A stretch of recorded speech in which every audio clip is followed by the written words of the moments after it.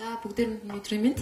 За миний хэлтгэл харьцангуй товчхон байна ах гэж найдаж байна. Ерөнхийдөө өнөөдөр бид нар бас энэ асуудлыг ингээд өргөн өрөөнд хэлцээд ингээд сууж байгаа шалтгаан бас айкин дээр анх ингэж гарсан мэдээллүүдээс үүдэлтэй болов уу гэж бодож байна. Ер нь бол одоо жишээ нь жижиг дууны асуудал үүсээд нэг сар гаруй орчим болж байна.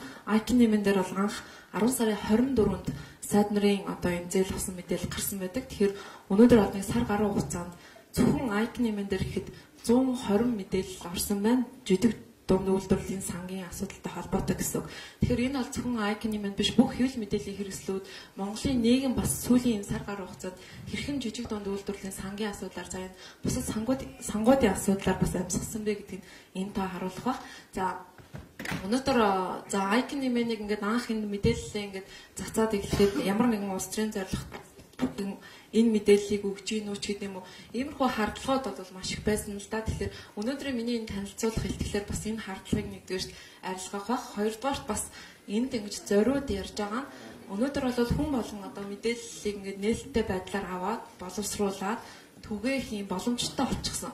Өөрөөр хэлбэл хүн болгон нөгөө шүгэл үлээгч болох боломжтой болчихсон учраас бид нар одоо нөгөө технологийн нууц гэдэг шиг айкин нэмэнд бас нээлттэй өгдлүүд дээр хэрхэн ажиллаж боловсруулж олон нийтэд хүргэж байгаа тухай туршлагаасаа та бүхэн туулцъя гэж бодсон юм а. Тэгэхээр за Монголд бол бас нэг үе бодвол нээлттэй өгдлүүд бол цаг одоо маш их болчихсон. За шилэн данс байна. За тэгээд мөн одоо хамгийн сүүлийн бүртгэл цэгийн буюу улсын бүртгэлийн мэдээлэл нээлттэй болсон нь бол маш том юм давуу талуудыг бий болгож байна.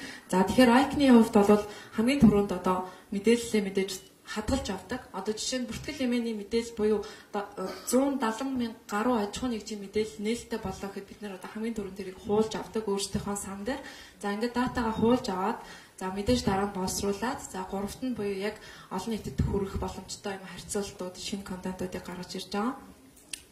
За датагаа яагаад жишээ нь хуулж авдаг вэ гэхээр за төрийн байгууллагынхаас уучлалтгүй. За төрийн байгууллагын нэг өдөр л одоо систем нь унах ч юм уу эсвэл одоо мэдээлэлээ хаах ч юм уу ийм эрсдэлтэй учраас бид нэр дата мэдээллүүдийг бүгдийг хуулж авдаг. За өнөөдөр гэхэд бид нарт одоо хөрөнгө оруулалт мэдүүлдэг төрийн албан агч 35 мянган хүний хөрөнгө оруулалт мэдүүлэг сүүлийн 2 жилээр за өндөр албан тушаалтнууд буюу 200 гаруй албан тушаалтнуудын сүүлийн 5 жилийн дата мэдээллийг бид нар өөрийнхөө санд хуулж авсан баг жишээтэй. За мөн одоо ингээд бүртгэл хэмээн дээр нээлттэй болсон аж ахуйн 178 мянган аж ахуйн нэгжийн мэдээллийг бүгдийг ингээд хуулж авсан. За энэ нь бол мэдээж боловсруулалт хийхэд маш хялбар болно. За тэгээд түрүүнд дурдсан их сурвалж устгах, за хаагдахын эрсдлүүдийг бид нэр өөрсдөө одоо сэргийлж чадна гэсэн. За мөн тухайн ихтэй байхгүй боломжуудыг бий болгох боломжтой. За дата өөрчлөлтийг хөндлөнгөөс хянах боломжтой. Өөрөөр хэлбэл бид нар бүх мэдээллийг ихээс нь хуулаад авцсан дараа нь одоо төрийн байгууллагын тэн дээр ямар нэгэн засвар өөрчлөлтүүд хийгдэж байгаа шинжилэлүүдийг бид нар ингээ харах боломжтой гэсэн үг. За жишээ нь одоо улсын бүртгэлтээр байгаа аж ахуйн нэгжийн эзэмшигчдийн аваг нэр угийн авгаар нь ямар нэгэн хайлт хийх одоогоор боломжгүй байгаа. Өөрөөр хэлбэл зөвхөн компани нэр аж ахуйн нэгж байгууллагын нэрээр нь хайлт хийж байгаа 178 мянган аж ахуйн нэгжээс. Тэгэхээр бид нар бол өөрсдөө энийг хуулж авснаар одоо үүсгэн байгуулагч за гүйцэтгэх захирал хамрал бүх этгээдүүдийн бүгдээр ингээд хайх боломжтой болж байгаа. За энэ дээр нэг жишээ үзүүлсэн байна. Жишээ нь улсын хурлын гишүүн саран чимэгтэй холбоотой бүх хуулийн этгээдүүдийг хайж болох процесс ингэж явагддаг. За бид нар бол одоо жишээ нь улсын хурлын гишүүн төрийн өндөр албан агчдын энэ хамаарлуудыг гаргахдаа бүх хуулж авсан энэ 178 мянган аж ахуйн нэгжээс одоо хуулж авсан датанаасаа одоо эзэмшигчдэр нь буюу хүний нэрээр нь өөрсдийнхөө хуулж авсан дата дээр ингэж ажиллах боломжтой болж байна гэсэн. За тэгэхээр энэ дээр бол одоо жишээ нь саран чимэг гишүүнтэй холбоотой бүх хуулийн этгээдүүд ингэж жагсаалтаар гараад ирэх жишээтэй. За боловсруулах үйл явц гэдэг хуулж авсан датагаа яаж боловсруулдаг вэ гэхээр бүх одоо тэмдэглэгээ хаяг нэршлийн бид нэг жигд ийм хэлбэрт оруулдаг. Ер нь бол одоо шилэн данс одоо жишээ нь энд ингээд миний өмнө ихтгэл тавигдсан хүмүүс донд мэдээлэл маш хаалттай байна гэдэг одоо энэ юунуудыг маш хэлж штэ. Тэгэхээр бид нар өөрсдөө өнөөдөр жоохон л одоо технологийн ч юм уу мэдээлэл ингэж олж авах мэдлэгээ жоохон ч гэсэн сайжруулж чадах юм бол 15 оноос 18 оноо хүртэлх одоо энэ шилэн дансан дээрх жижиг дунд үйлдвэрлэлд зарцуулагдсан бүх гүйлгээ байж ах жишээтэй. За Icon бас энийг танилцуулсан байгаа. Нийтдээ 413 гүйлгээ хийгдсэн байгаа. 15-аас 18 оны хооронд. Тэгэхээр энэ 413 гүйлгээ гэдэг маань ерөнхийдөө жижиг дунд үйлдвэрлэлийн сангаас гарсан бүх зарлага буюу компаниудын нэрс 413 нэртэй бид нар болж байна гэсэн үг. За тэгээд үүнийгээ бид нар эхний ээлжинд авилгатай тэмцэх газрын одоо нийтлэлтэй хөрөнгө оруулалтын мэдүүлгийн одоо татаж авсан 35 мянган албан хаагчийн 27 мянган компанитай матч буюу харьцуултыг хийдэг гэсэн үг. За одоо чинь бид нар нөгөө боловсруулах буюу датагаа цэвэрлэхээр одоо жишээ ингээд алдаатай тэмдэглэгээнүүд маш их нөгөө байдаг. Жишээ нь одоо жишээ шилэн данс дээр зээл авсан хүнс трейд гэж компани нэрийн одоо үү үсгийг ингээд А үсгийн тэмдэглэгээтэй бичдэг ч юм уу те. За тэгээд энэ бүгдийг бид нар цэвэрлэх энэ процессыг хийдэг гэсэн үг. За тэгээд бас энэ нөгөө нэг алдаатай мэдээллүүдээр бид нар одоо жишээ нь сайн жидүүгийн мэдээллүүд ингээд гаргаж байхад ганц нэгэн ийм одоо нөгөө одоо буруу мэдээлэл гарсан. За энэ нь болохоор бидний алдаа гэж харахгүй байгаа. Одоо жишээ нь Монгол банкны ерөнхийлөгч Баярт сайхан өөрийнхөө хөрөнгө оруулалтын мэдүүлгийг мэдүүлэхдээ өөрийнхөө эзэмшдэг компанийг GPM гэж бичсэн байгаа. За тэгэхэд энэ одоо шилэн данснаас бид нэг харьцуултыг явж байхад GPM компани зээл авснаар гараад ирсэн. За бид нар бол мэдээж шилэн дансны мэдээллийг төрийн байгууллагын мэдээллийг баталгаатай гэж нэгдүгээр хэсрүүлж үзэж байна. Хоёрдугаар хүн хөрөнгө оруулалтын мэдүүлгээ буруу бүглэхгүй гэдэг энэ үндслэлээр за тэгээд дээрэс нь манай компани тухай хуулинд одоо Монгол Улсын компани тухай хуулинд албан байгууллага аж ахуйн нэгжийн нэр давхцахгүй гэдэг шалтгаанаар энэ мэдээллийг гаргасан. Тэгээ ингээд явж явсан чинь юу болсон бэ гэхээр Баяр сайхан гэдэг хүн өөрөө хөрөнгө оруулалтын мэдүүлгээ буруу бүгэлсэн болж таарсан. Өөрөөр хэлбэл Japan Plan Mongolia гэж компани хөрөнгө оруулалтын мэдүүлэгтээ GPM гэдээ товчлоод буруу бичсэн баг жишээтэй. Тэгэхээр эндээс юу харагдаж байна вэ гэхээр яг энэ төрийн байгууллагын нээлттэй өгдлүүд юм нөгөө нэг алдаатай орох нь өөрөө ямар юм нөгөө эрсдэлтэй вэ гэдэг нь харагдаж байгаа. За тэгээд мэдээж бид нар бүртгэлийн газраас авсан лавлагатай тийм мэдээллийнхэн залруулах тайлбарыг оруулж өгсөн. Энэ бол Icon-ы алдаа биш, хөрөнгө оруулалгаа мэдүүлж байгаа хүний нэгдүгээр алдаа. Хоёрдугаар за төрөний энэ шилэн дансн дээр ингэж гардаг шиг төрийн байгууллагууд бас энэ шилэн дансны гүйлгээгээ бичихтэй юм үгсийн алдаатай юмнууд яадаг. Тэгэхээр энэ дээр бид нар одоо програмын аргаар ингэж нөө хайлт ихэд иймэрхүү бэрхшээл гардаг учраас одоо бид нар чинь саяны туршлагаар бол бүх энэ нөгөө кавичиг тэмдэглэгээ, ХХК, ХК гэх мэт бүх нэр томьёонуудыг цэвэрлж ийж харьцуултуудыг хийсэн байгаа.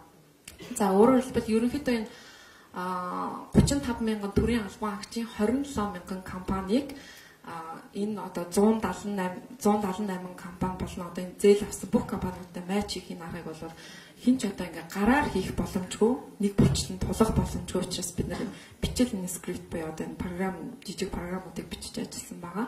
За тэгээд энэ бол одоо жишээ нь 2018 онд жижиг дунд үйлдвэрлэлийг хөгжүүлэх сангаас зээл авсан төрийн албан хаагчтай холбоотой 36 компани нэрс ингээ гараад ирж байгаа. Тэгэхээр бид нар энэ 36 компаниас одоо төрийн өндөр албан тушаалтнууд нэгдүгээр, хоёрдугаар өндөр дүнтэй ийм мэдээллүүдийг бэлтгэсэн. За тэгээд үүний мөрөөр за улсын хурлын 14 гишүүн за тэгээд мөн төрийн одоо холбогдлолтой ийм хүмүүсийг бид нар ингээд мэдээлэлд явсан. За үүний мөрөөр одоо өнөөдрийн байдлаар засгийн газрын гишүүн 2 хүн огцроод байна. За мөн улсын хурлын гишүүд нь жоохон яах вэ гэдэг асуудал ингээ хөндөгдөд байгаа.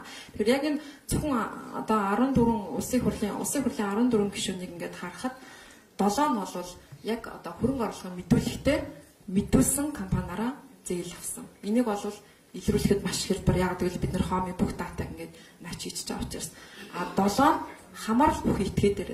За хамаарал бүхий этгээдийг хвчлэн бид нэр одоо их сурвалжуудаар мэднэ. За тэрний компанийг шалгаад үзээрэй ийм тийм холбогдолтой гэд уншигчдаас маань маш их тийм нөгөө баримтууд ирдэг. За тэднийг бид нар одоо бүртгэл хэмээн нээлттэй болсны давуу тал нь бүртгэл хэмээнээс хамаарлын ингээд компаниудын хамаарлыг хараад энэ 14 гишүүнийг олсон гэсэн үг. За ер нь нээлттэй өгдлүүдийн үед өнөөдөр Icon хэмээн дээр бий болоод байгаа нээлттэй өгдлүүдийг энэ дээр танилцуулж байна. За тэгэхээр цаг агаар гэхээр одоо сүүлийн 5 жилийн дата мэдээлэл агарын хийм салхи, агарын даралт, чигшил, өдөр, минут гэдэг бүх юм ингээд цаг хугацаад байгаа манай дээр бүх дата хадгалагдсан байна. За мөн одоо агарын чанарын индекс буюу агарын бохирдлын индексийг одоо тодорхой зэгүүлэлт байруулсан. Энэ дээр бид нар бас сүүлийн 2-3 жилийн дата байж байгаа жишээтэй валютын хааш ихэд арилжааны банкуудын мөн валют арилжааны төвүүд Монгол банкны бүх сүүлийн 5 жилийн мэдээлэл байна.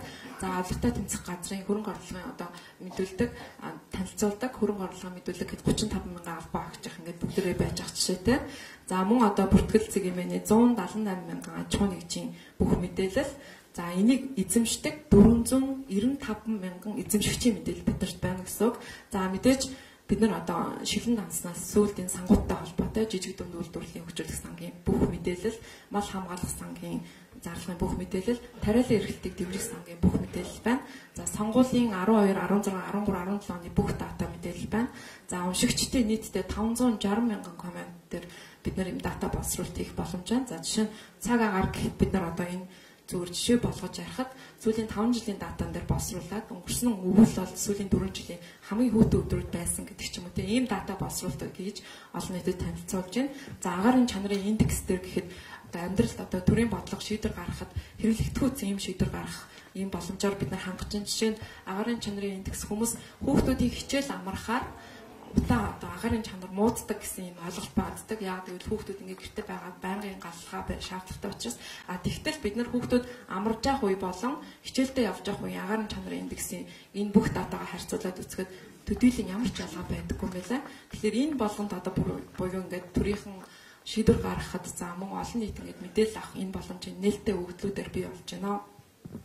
За эцэст нь хэлэхэд за ер нь бол нээлттэй өгөгдөл ямар ач холбогдолтой бэ гэдэг дээр бол за ер нь бол бид нар өнөөдөр ардчлалыг одоо бүрэн бүтэн байлгах тал дээр тал талаасаа хилцэж ярилцдаг. За судлаачдын хэлж байгаагаар бол ерөнхийдөө ардчлалын хамгийн гол хоёр зүйл бол хүмүүсийн итгэлцэл, хоёрдугаарт иргэдийн оролцоо байдаг. За тэгэхээр итгэлцэл, иргэдийн оролцоо хоёр бүрэн хангагдахад одоо тэгш мэдээлэл, хүртээмжтэй мэдээлэл энэ маш чухал байдаг. Тэгэхээр нээлттэй өгөгдөл гэдэг бол бас юм чухал байх нь. Тэгэхээр төрийн байгууллагуудаа бас уриалахад мэдээлэлээ аль болох одоо яг энэ өмнөх одоо байгаа ганц нэг жишгүүдээр ингэж нээлттэй болох шаардлагатай байна. За тэгээд одоо ингээд маш одоо амжилттай хүмүүсийн ингээд нөгөө хэрэгцээг хангаж байгаа бүртгэл хэмээнэ сүүлийн одоо 178 мянган аж ахуйн нэгжийн мэдээлэл, за шилэн дансны мэдээлэл, за legal info дээрх бүх одоо улсын хурал засгийн газрын төвшний бүх шийдвэрүүд нээлттэй байж байна.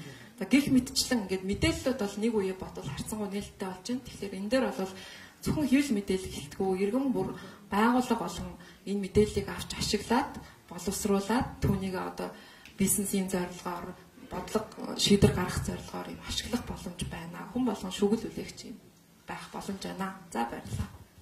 За баярлалаа. За ингээд сүүлийн